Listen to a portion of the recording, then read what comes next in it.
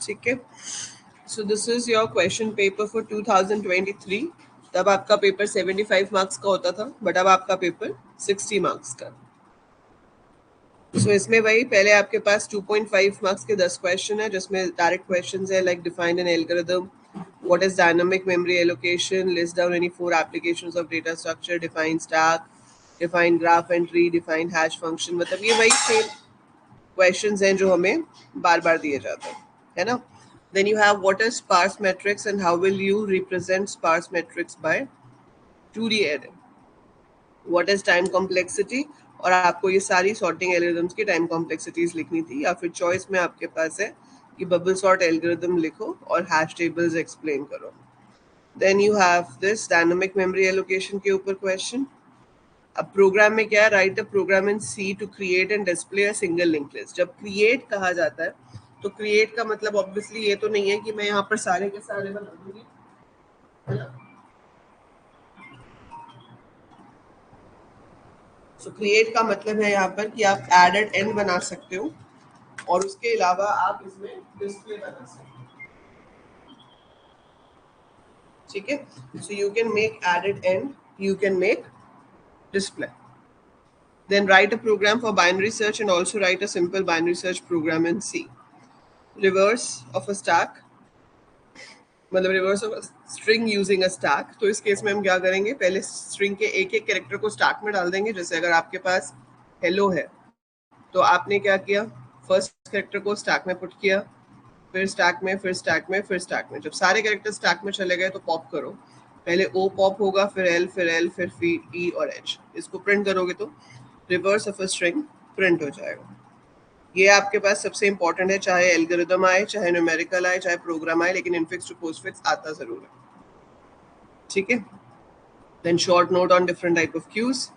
What is abstract data type? Abstract data types are the ones which are defined by the operations we perform on them, and we have only 2 abstract data types in your syllabus, which is stack and queue। तो आपको उसके advantages और disadvantages बतानी है। ये expression है जिसको आपको कन्वर्ट करना है, ठीक है। Then why and when should I use stack or queue data structure instead of array or list। Again आपको stack and queue की एप्लीकेशंस बतानी है कि कहाँ पर वो यूज होते हैं। ये डायरेक्ट डेफिनेशन है। ग्राफ क्या होता है, acyclic graph, AVL, heap tree. What do you mean by degree of vertex? Define in degree and out degree। So degree क्या होती है, number of edges connected to a vertex। किसी भी vertex के साथ कितनी edges connected है, that is degree। In degree is number of incoming edges in case of a directed graph। Out degree is number of outgoing edges from a directed graph। जब भी ऐसा कोई क्वेश्चन आए बिना डायग्राम के आपको नहीं बनाना है, right. So you have to give an example, make a diagram, show some graph.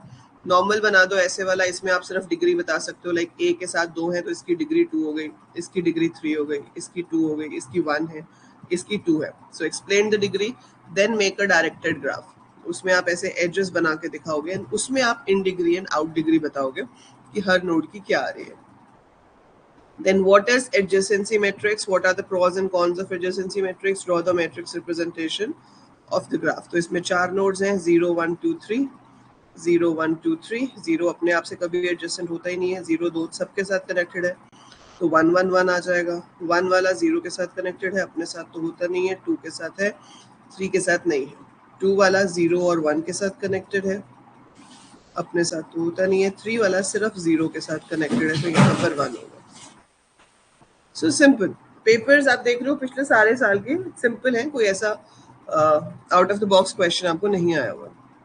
Explain how heap sort works with the help of an example.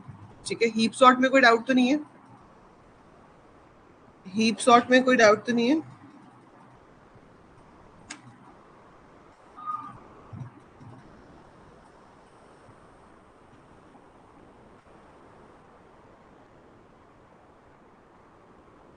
अब देखो ये करके दिखाते हो, this is important.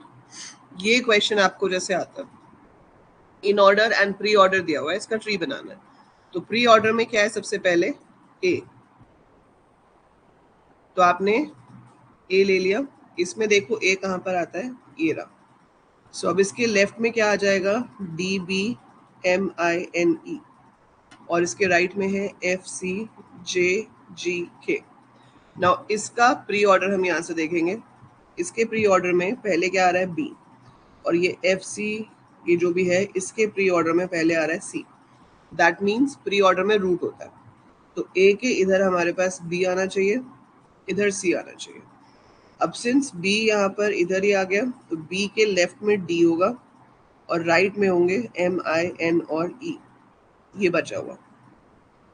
Same way C यहाँ है, तो C के लेफ्ट में F है और C के राइट में J, G, K है।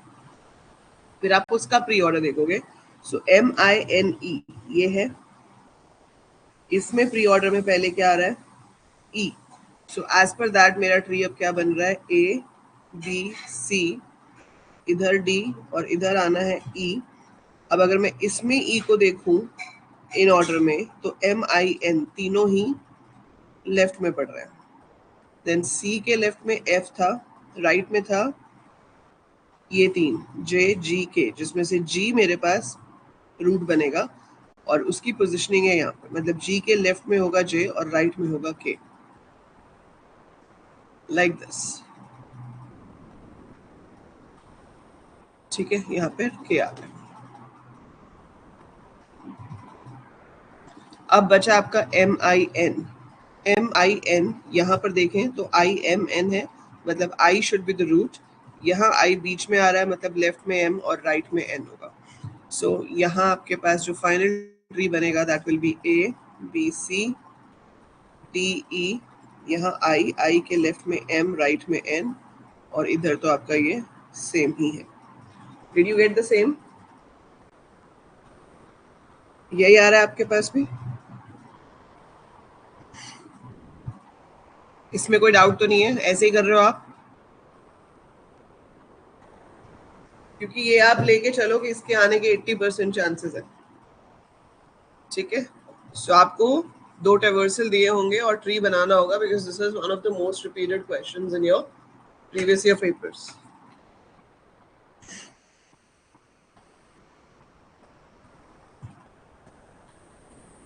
उसके बाद तो स्टैक ऑफ इंटीजर का प्रोग्राम लिखना है, इनफिक्स टू पोस्टफिक्स का एल्गोरिथम भी है और आपको इसको कन्वर्ट भी करना है।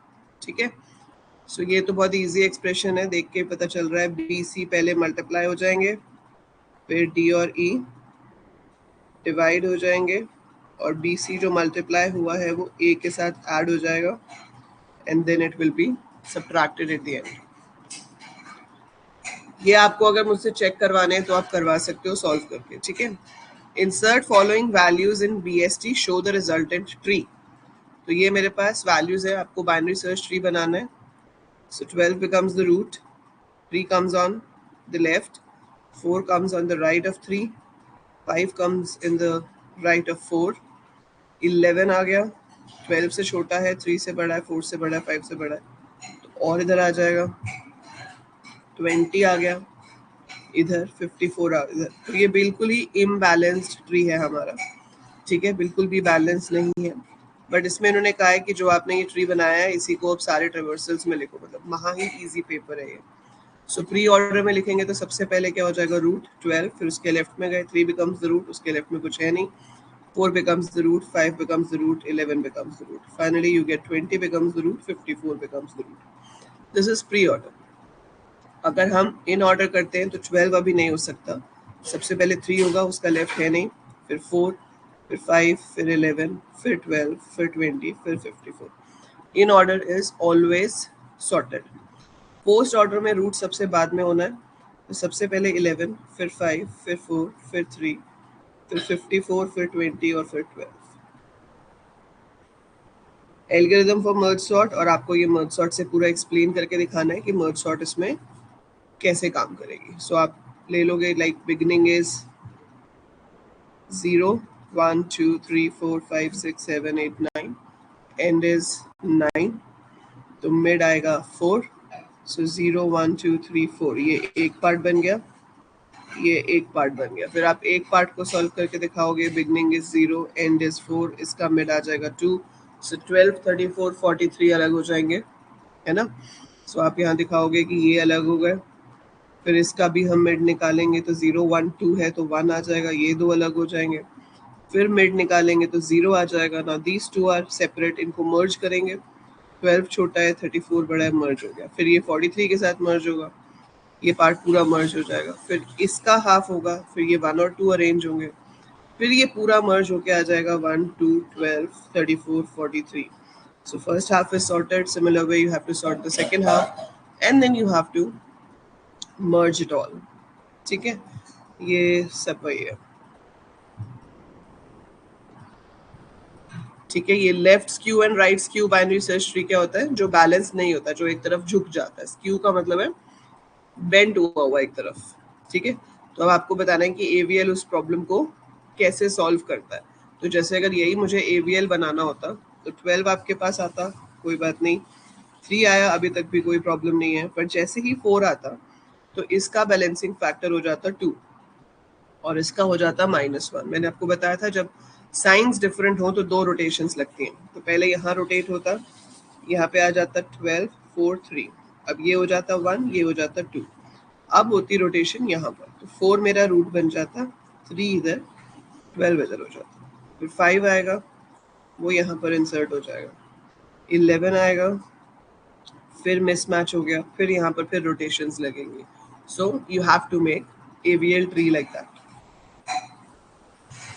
और आखिरी हमारा इसमें क्वेश्चन है B+3 for the following insertions when the order is 3। बहुत बड़ा बनेगा ये, ठीक है, क्योंकि आपका ऑर्डर सिर्फ 3 है। 3 है मतलब आप सिर्फ 2 ही कीज ले सकते हो। तो आपने पहली कीज ले ली 12 और 24, जैसे ही 35 आया, 35 अलाउड नहीं है तो 24 ऊपर चला जाएगा, इधर बचेगा 12 और 35। फिर आपके पास आया 46, 46 विल बी इंसर्टेड है, फिर आया 68, 68 विल बी इंसर्टेड है क्योंकि 24 से बड़ा है। Now 46 has to move up, तो 24 और 46 ऊपर चले गए, यहाँ बचा 12, यहाँ 35 और यहाँ 68। Then you get 77, 77 comes here, 82 comes here, 3 allowed नहीं है, 77 हैज टू गो अप, 77 अगर यहाँ जाता है तो फिर 3 हो जाएंगे, वो भी अलाउड नहीं है, तो 46 has to go up. So it is going to be 46 24, यहाँ 77, 24 के इधर 12 है, इधर 35 है, इधर 68 और इधर 82। हमेशा ये ध्यान रखना कि लेफ्ट साइड में छोटे होंगे, राइट साइड में बड़े होंगे इसमें भी। ठीक है, अगर आप इसको देखोगे तो ये सॉर्टेड ऑर्डर ही बन रहा होगा आपका।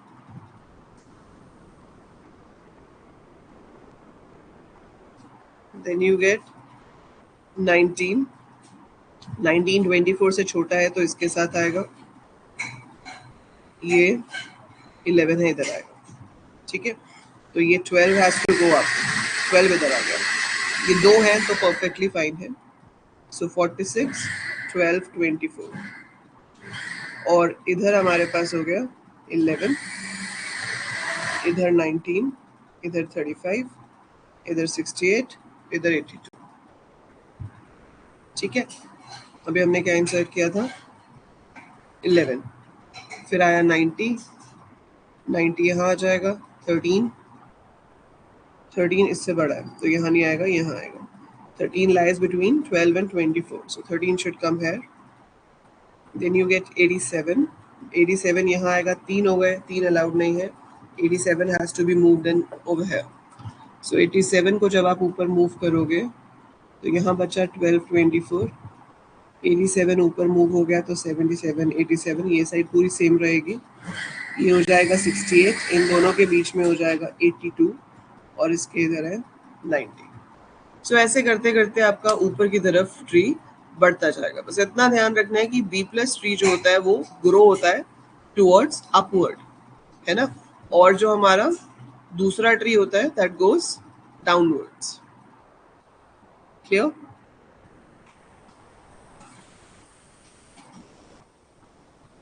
क्लियर है नेहा?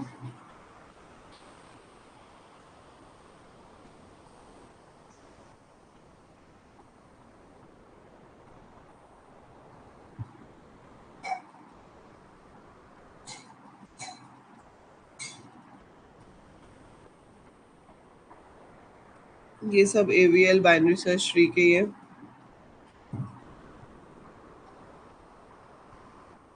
आई होप आपने ये पेपर सॉल्व किया हुआ है.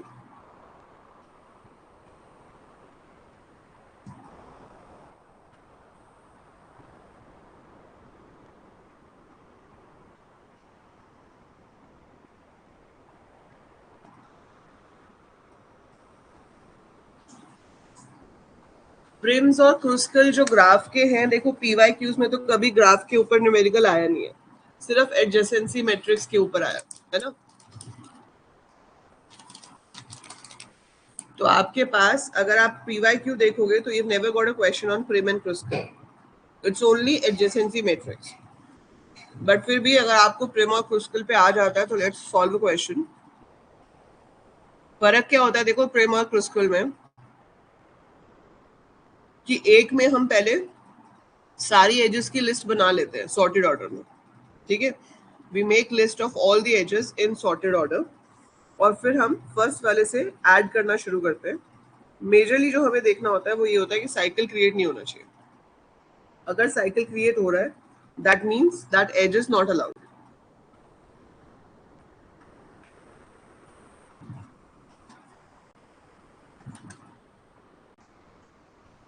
और अगर साइकिल क्रिएट नहीं हो रहा है तो वो एज अलाउड है. फर्क दोनों में इतना होता है कि प्रिम में आप पहले सारे एजेस ले लेते हो, फिर उनको एक एक लगाते रहते हो. क्रुस्कल में हम सबसे छोटी एज लेते हैं. प्रिम में हम एक एज से स्टार्ट करते हैं, उल्टा है. सो प्रिम में you take only one edge and two vertex, फिर उस एज को लेते हैं, फिर हम उन दो वर्टेक्स से रिलेटेड एजेस देखते हैं, उनमें से जो सबसे छोटी है उसको लेते हैं, फिर आगे आगे आगे आपके वर्टेक्स बढ़ते जाते हैं, तब तक बढ़ते हैं जब तक सारे वर्टेक्स कवर ना हो जाए. क्रुस्कल में ऐसा नहीं होता, उसमें हम सारी एजेस की पहले पूरी लिस्ट बना लेते हैं and we arrange them in sorted order, और फिर सबसे छोटी एज लेकर शुरू कर देते हैं. ठीक है, तो आप कोई भी एग्जाम्पल ले लो. एल्गोरिथम तो आपको यहाँ से मिल ही जाएगा, वैसे आया नहीं हुआ है कभी भी, but still if you need to write you can practice from here. This is the best resource for comparison.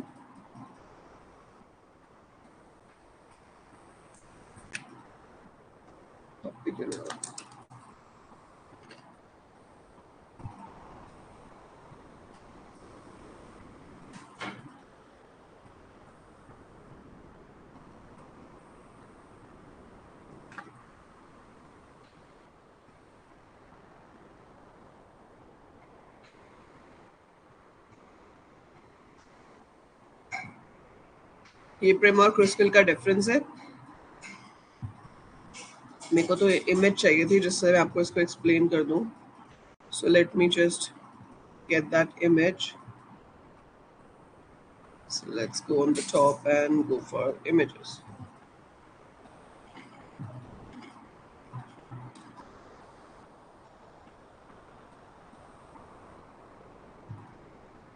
अब जैसे आप ये देख रहे हो, आंसर दोनों का सेम आएगा, चाहे मैं प्रिम से करूं चाहे मैं क्रुस्कल से करूं. फर्क क्या है कि अगर आप प्रिम से कर रहे हो तो आप इसमें सबसे छोटा कोई भी एज उठा लोगे. आई हैव टू एजेस जिनका डिस्टेंस 2 है, जैसे सी बी वाली हो गई और सी एफ वाली हो गई. तो आप इसमें से कोई एक एज उठा लो जो सबसे छोटी है, फिर आप उसको लोगे, उसके साथ के वर्टेक्स लोगे. जैसे ये एग्जांपल है, ये ग्राफ है हमारे पास, हमने इनिशियली शुरू किया सबसे छोटी एज से, यही वाला ही ग्राफ है, ये सेम ही है. तो हमने कोई भी एक एज ले ली, इन्होंने ये वाली ले ली. सो इसका कितना है 2. अब ये जो दो वर्टेक्स हैं इनको इंक्लूडिंग जो एजेस हैं उनमें से सबसे छोटी उठाई तो ये आ गई. साइकिल क्रिएट हो रहा है? नहीं हो रहा. अब इन 3 वर्टेक्स से रिलेटेड जितनी भी एजेस हैं उसमें से सबसे छोटी कोई भी पिक कर ली, 3 हो गए. फिर इसको ऐड कर दिया. तो हम उन एजेस को ऐड करते जाएंगे जिनसे साइकिल क्रिएट नहीं हो रहा. ठीक है, साइकिल का मतलब क्या होता है कि घूम के वापस वहीं आ जाना. तो अगर आप घूम के वापस वहीं आ जाते हो that means it's a cycle and we don't have to accept that edge. So if you are getting a cycle you are not going to accept that edge, उसको डिस्कार्ड कर देंगे.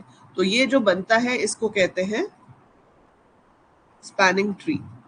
स्पैनिंग ट्री का मतलब क्या होता है कि इसमें कोई भी साइकिल नहीं है, आप किसी भी नोड से चलकर किसी भी दूसरे नोड तक पहुंच सकते हो लेकिन घूमकर वापस सेम नोड पे कभी नहीं पहुंचोगे। Is that clear? And in case of Kruskal आप पहले पूरी एजेस जितनी भी हैं सबकी लिस्ट बना लेते हो, ठीक है। So you make a complete list. जैसे ये आपके पास दिया हुआ है तो आपने एक पूरी लिस्ट बना ली कि 3 to 5 I'll solve with both the things.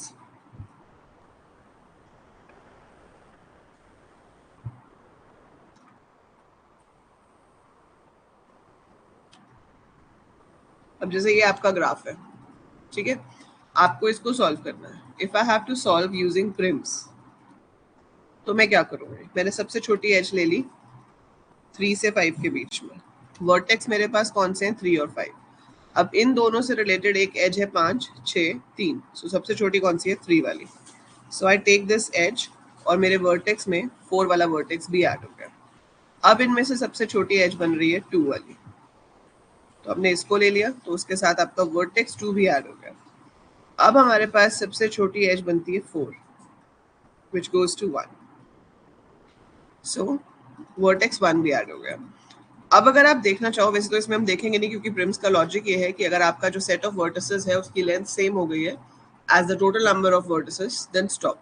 So I have got the total number of vertices as 5, मेरे पास 5 ही थे, मैं स्टॉप कर दूंगी, ये मेरा आंसर आ जाएगा। अगर ये आप क्रुस्कल से कर रहे होते तो आप पहले पूरी लिस्ट बनाते कि 3 से 5 वाली एज 1 है, 2 से 4 वाली एज 2 है, 4 से 5 वाली एज 3 है, 2 से 1 वाली एज 4 है, 1 से 3 वाली एज 5 है, 3 से 4 वाली एज 6 है। तो इसमें भी बनता तो ऐसे ही, ये 1 हो जाता, फिर हम ये वाली एज लेते। मैं ऐसे बना रही हूँ पर आप स्टेप 1, स्टेप 2, स्टेप 3, स्टेप 4 लिख के कर सकते हो ताकि हर स्टेप पे पता चले कि आपने कौन सी एज ऐड करी। फिर ये वाली ऐड होती, साइकिल नहीं बन रहा, फिर ये वाली ऐड होती। जैसे ही हम 1 और 3 को ऐड करेंगे it creates a cycle, so we don't use it, this is discarded. 3 to 4 also creates a cycle, so it is discarded. तो आपके पास जो बचा वो ये बचा, तो ये वाली एज हमने नहीं लेनी थी, दिस वन, ठीक है। सो सेम बनेगा, तो रिजल्ट हमेशा दोनों से सेम आएगा, बस फर्क इतना है कि प्रिम्स में एक एक करके वर्टेक्स ऐड करते जाते हैं, जबकि क्रुस्कल में आप लिस्ट ऑफ एजेस को सॉर्टेड ऑर्डर में ले लेते हो और फिर उसके हिसाब से अपना ऐड करते जाते हो। Is that clear?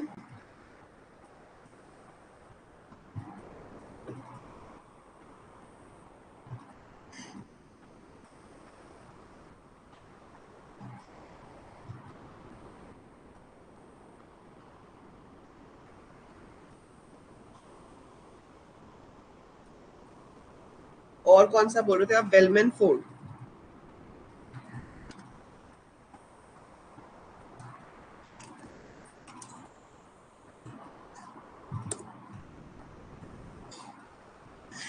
Bellman Ford और डिजकेस्ट्रा आर मोर अलाइक, बस फर्क इतना होता है कि डिजकेस्ट्रा में हम नेगेटिव डिस्टेंसेस नहीं लेते और बेलमैन फोर्ड में आप नेगेटिव डिस्टेंसेस भी लेते हो।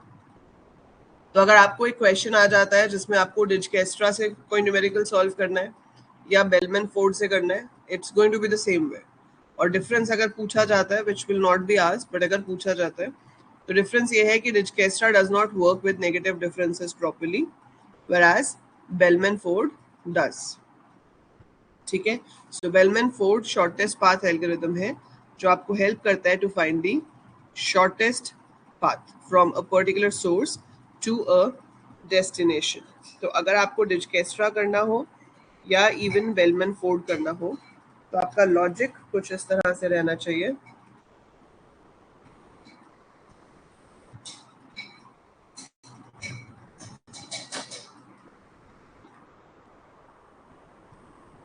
कि if I have to start from vertex 0 in this, तो मैं बाकी के जो वर्टेक्स हैं, 2 का नंबर 2 कैसे है,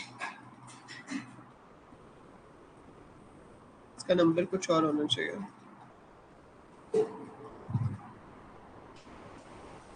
ये ले लेते हैं।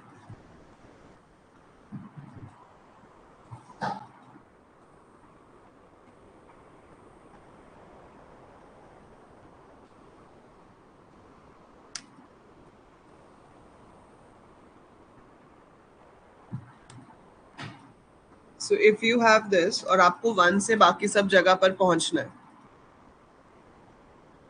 तो आप सबका डिस्टेंस 1 के साथ मार्क कर दोगे इन्फिनिटी। ठीक है, कि हमारा 1 के साथ कितना डिस्टेंस है, इनफाइनाइट। तो फर्स्ट स्टेप में हम जो भी इसके नेबरिंग नोड्स हैं उनके साथ डिस्टेंस मार्क करेंगे। तो 2 पे आप पहुंच पा रहे हो डिस्टेंस 6 वाया 1, 3 पे आप पहुंच पा रहे हो ऑफ डिस्टेंस 1 वाया 1, ये इनफाइनाइट ही रहेंगे अभी। अब इनमें से हमें एक को परमानेंट नोड बनाना है, तो जिसका कम है उसको परमानेंट बना लिया। तो 3 को मैंने परमानेंट बना लिया। अब 3 के साथ 2, 4 और 5 कनेक्टेड है। अगर मैं 3 से होते हुए 2 पे जाती हूँ तो मेरे को कितना डिस्टेंस पड़ेगा, 5 माइनस 2, 3। इन अ वे मैं 3 डिस्टेंस में पहुंच सकती हूँ 2 तक if I am coming through 3। Similar way 3 से आप 4 तक जा रहे हो तो 5 यहाँ से पड़ रहा था, 4 ये हो गया, 9 टोटल पड़ेगा। So it will B 9 if I come through 3। Same way it will B 8 if I come through 3। सो इनमें से सबसे छोटा कौन सा है, ये, इसको परमानेंट बना दो। अब आप 2 पे हो परमानेंट, यहाँ से अगर आप 4 पे जाते हो, आप कहाँ से आए थे, इधर से, तो 3 में से -1 कर दे तो बचेगा 2, तो ये बचेगा 2, 2। 5 के साथ वो कनेक्टेड है नहीं तो 5 चेंज होगा नहीं, ये परमानेंट हो चुके हैं, इनको हमने कुछ करना नहीं। अब ये परमानेंट हो सकता है। जब ये परमानेंट होगा तो इससे 5 तक पहुंचने का रास्ता बन रहा है 5, सो जो कि 8 से कम है। 8 से कम है तो आप उसको चेंज कर दोगे, दिस विल बिकम परमानेंट। सो पहले तो ये टेबल बनता है। इसके बाद किसी के साथ का भी आपको डिस्टेंस निकालना है तो वो निकलता है डायरेक्ट यहाँ से, ये डिस्टेंस तो 4 है, पर पाथ कैसे निकलता है, बैक ट्रैकिंग से। तो अगर मुझे 1 से लेके 5 तक जाना है तो देखो आप 5 पे कहाँ से आए हो, 4 से। 4 पे आप कहाँ से आए थे, 2 से। 2 पे आप कहाँ से आए थे, 3 से। 3 पे आप कहाँ से आए थे, 1 से। तो अगर मुझे 5 तक पहुंचना है तो डिस्टेंस 5 लग रहा है, लेकिन मुझे कैसे जाना है, 1 से 3, 3 से 2, 2 से 4, 4 से 5। इसे कहते हैं बैक ट्रैकिंग। सो हम बैक ट्रैक करते हुए अपना पूरा पाथ डिसाइड कर सकते हैं कि कैसे जाना।